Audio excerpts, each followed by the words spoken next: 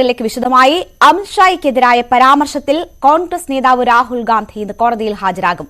ഉത്തർപ്രദേശിലെ സുൽത്താൻപുരിലെ കോടതിയിലാണ് രാഹുൽ ഹാജരാവുക.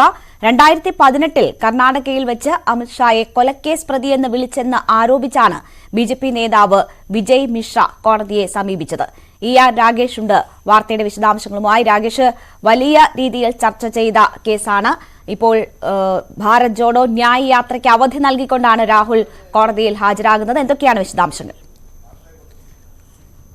രേണുക, രാഹുൽ ഗാന്ധി വീണ്ടും അപകീർത്തി കേസിൽ കോടതി കയറുകയാണ്. നമുക്കറിയാം 2019 സമാനമായ കേസിലാണ്, മോദി പരാമർശത്തിലാണ് രാഹുൽ ഗാന്ധി ലോക്സഭയിൽ നിന്ന് അയോഗ്യനായത്. പിന്നീട് ആ കേസ് ഇപ്പോൾ സുപ്രീം കോടതിയിലാണ് നിലവിലുള്ളത്.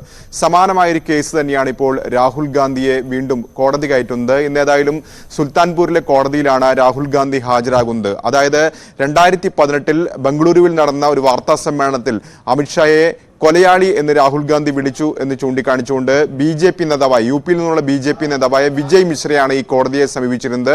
വിജയ് മിശ്ര നൽകിയ ഹർജിയിലാണ്, അപകീർത്തി കേസിലാണ് ഏതായാലും രാഹുൽ ഗാന്ധി ഇന്ന് കോടതിയിൽ ഹാജരാകുന്നത്.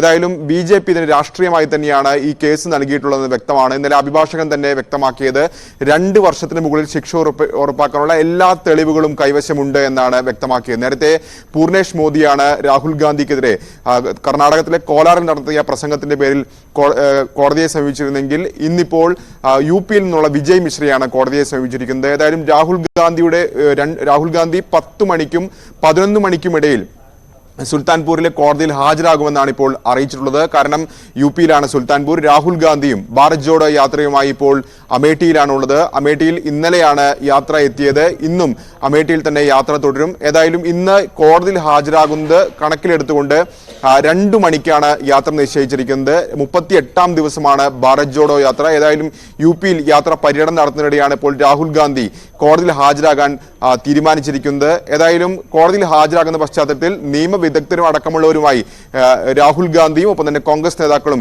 കൂടിയാലോചന നടത്തുകയും ചെയ്തിട്ടുണ്ട്. ഏതായാലും 10 മണിക്കും 11 മണിക്കും ഇടയിൽ രാഹുൽ ഗാന്ധി കോടതിയിൽ എത്തുമെന്നാണ് ഇപ്പോൾ കോൺഗ്രസ് നേതൃത്വം അറിയിച്ചിട്ടുള്ളത്. രേണുക, തീർച്ചയായും എന്തായാലും കോടതിയിൽ ഹാജരാകുമ്പോഴും അവിടെ നിന്ന് മടങ്ങുമ്പോഴും രാഹുൽ എന്ത് മാധ്യമങ്ങളോട് പറയുന്നു എന്നതുൾപ്പെടെയുള്ള കാര്യങ്ങൾ വളരെ പ്രധാനപ്പെട്ടതാണ്. എന്തായാലും അപകീർത്തി കേസിൽ രാഹുൽ കോടതിയിൽ ഹാജരാകും ഇന്ന്.